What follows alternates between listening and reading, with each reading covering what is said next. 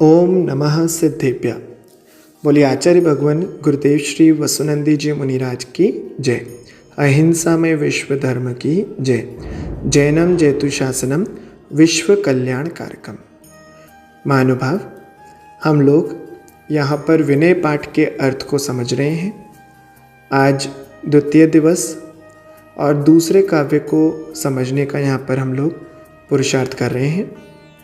कल हम लोगों ने मंगलाचरण के माध्यम से अरहंत परमेष्टि को, जो निश्चित ही 8 कर्मों का क्षय करने वाले हैं, उनकी विनय का संकल्प किया था।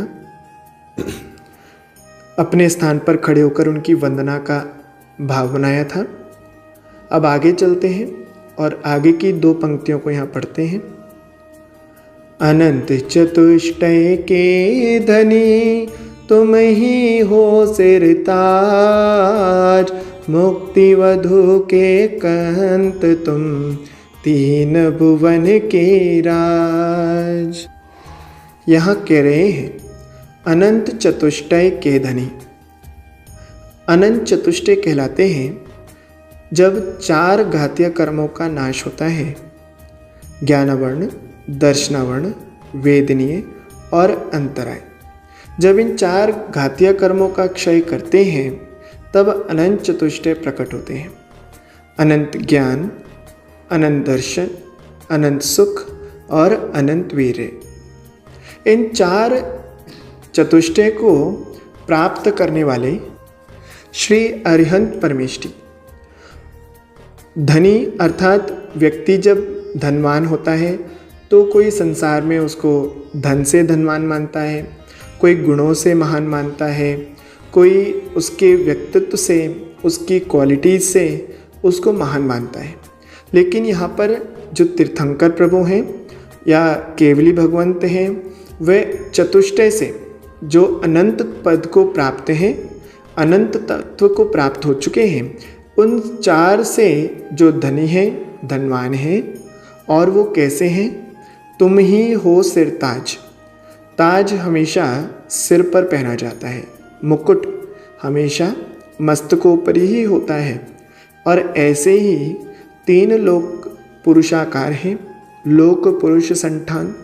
उस लोक को पुरुष की संज्ञा देते हुए मस्तक के ऊपर सिद्धशिला, वहाँ पर सिद्ध आत्माएँ विराजित हैं और वह अनंतानंद सिद्ध परमेष्टि लोक के अग्रभाग में अर्थात सबसे उत्तुंग स्थान पर, जिसके आगे अलोकाकाशी, अलोकाकाश है, लोक जिसका अंत हो जाता है, वहाँ पर वह सिद्ध परमेष्टि विराजमान है। इसलिए वह मुकुट की तरह 3 लोक के मस्तक पर विराजमान है। ऐसे उन सिद्धों को यहाँ पर ध्याते हुए आगे कह रहे हैं कि मुक्ति वधु के कंत तुम। मुक्ति अर्थात मोक्ष, मोक्ष रूपी कन्या को जिन्होंने वर लिया है, वधु उसको बना लिया है, उसके वर हो गए। और उसके कंत अर्थात उसके पति परमेश्वर, ऐसे आप सिद्ध भगवान 3 भुवन के राज। कोई एक राजा एक नगर का है, कोई एक प्रदेश का है, कोई देश का है, कोई अलग अलग प्रांतों का है। लेकिन हे नाथ, कोई चक्रवर्ती हो तो वो 6 खंड का अधिपति हो सकता है। कोई इंद्र है तो वह एक स्वर्ग का, एक ऊर्ध्वलोक का अधिपति हो सकता है। लेकिन आप 3 भुवन अर्थात 3 लोक, ऊर्ध्वलोक, मध्यलोक, अधोलोक, इन तीनों ही लोकों के आप राज अर्थात राजा हैं, आप उनके शासक हैं, आप सबके आराध्य हैं और सब आपके सेवक हैं। तीनों लोकों में आपसे कोई भी श्रेष्ठ नहीं, आप सर्वश्रेष्ठ हैं। ऐसे उन सिद्धों को यहाँ पर गुणगान कर रहे हैं। 4 बातों को यहाँ पर कहा। पहली बात में कहा कि आप अनंत चतुष्टय से धनी हैं, और दूसरी बात में कहा आप 3 लोक के अग्रभाग में मुकुटमणि की तरह शोभायमान हैं, और आपने मुक्ति रूपी वधु को कन्या को वर लिया है और आप ही तीनों लोकों में श्रेष्ठ राज्य पद पर, सर्वश्रेष्ठ पद पर आसीन हैं। आप तीनों लोकों के राजा हैं, महाराजा हैं।